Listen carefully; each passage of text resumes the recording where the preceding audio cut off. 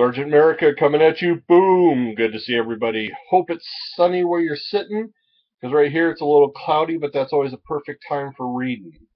Once again, ran off to my local library and picked up a Batman book this time. Doom, Batman, Eye of the Beholder, Tony S. Daniels. First part of it, Eye of the Beholder, is written and penciled by Tony. The follow-up part pieces was penciled by Steve Scott and inked by Ryan Wynn. Um, so Eye of the Beholder with Batman. Um, my length and breadth of Batman isn't overly deep, so I love exploring different aspects of it. This one, being that the writer was also the artist, um, I know sometimes feels like it's too much on one person's plate. Um, I think it depends on if they can give enough breadth to every character. And in here, some of the characters felt a little flat.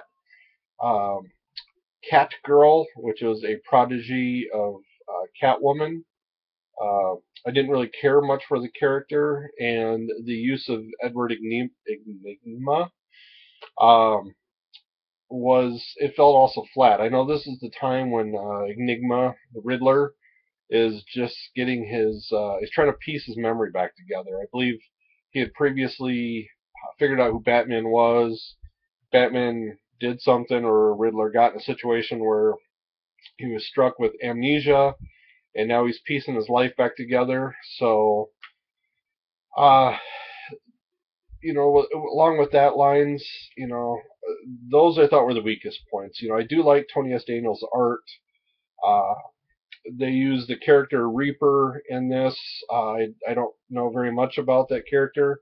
I was taken down almost immediately. Of course, there's a little bit of Damon Wayne as Robin, and the Batman, of course, at this time, and I shouldn't say of course, but this is Dick Grayson.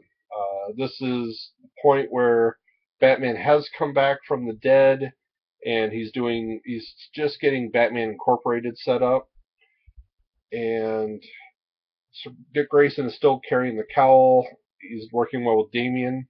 So it was along those lines. I guess sometimes it's tough because then, as I'm reading this, I'm thinking of getting to know Batman better, but I'm getting to know Dick Grayson better. Um, and as I'm starting to vocalize and think about these things, it's starting to rattle around in my brain.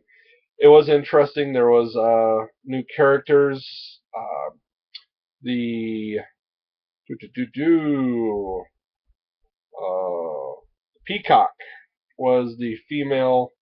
It was very Oriental themed. It was the demon mask kind of villain. Uh, Sensei was the bad guy, and there was the Peacock was the young lady who was helping him out. There was also Kane, I believe was his name. I know right now is not when you want me to be reading this thing. Um, it was a good library read. It definitely, as I thought about it later and as I continue to think about it now, you know, I'm not sure where this would fall into the idea of a Batman fan. It'd be interesting to hear maybe from Luke Reviews Comics, his thoughts on this. On when you're talking Batman, are we only talking Bruce Wayne? Do we talk about the people who filled in for him? Is Batman only Bruce Wayne, or is Batman, like some have said, the idea of Batman and spanning multiple people? Um, does a book like this show that Batman is more than just Bruce Wayne? It is, Dick Grayson does do a fairly decent job of trying to maintain the status quo on ideas. He was the first one raised by Batman, so, he's not the killer if Damian were to take the cowl. Um, or Red Hood or any of those. Uh, it falls more in line with a lot of the same ideals as Batman. He was the ever going sidekick. Now he is filling the shoes. So it was interesting to see that. I did like the characterization of Harvey Dent. I had read the Halloween. the Holiday Killer, and and that storyline which ties into this a little bit with Harvey Dent and how that worked out for the mob families and everything. So, the fact that I don't focus just on Batman, sometimes I do forget all my little touches and details between my books. But while reading this, like I said, I felt it was very enjoyable. The second part pieces, maybe the storyline wasn't as good, but I did, like I said, I kind of like Harvey Dent. I like the Riddler, except for I didn't care for his stylization in this. And I also really didn't care for his daughter, Enigma, during the storyline. But so I don't know if it was just that I don't feel the writer characterized his young females well, or if that's just not what I wanted out of the book. So I'd definitely be interested in other people's thoughts on Batman, Eye of the Beholder. One of those that continues. It was.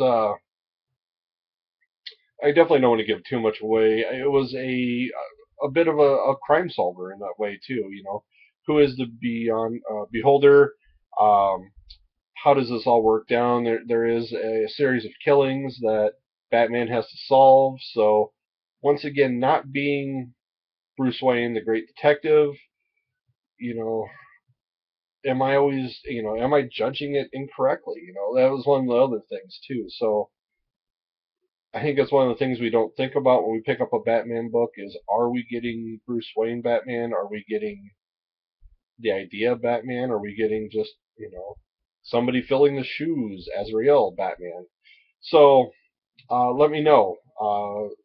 What do I have right? What do I have wrong on this idea of the book? So until next time, catchphrase.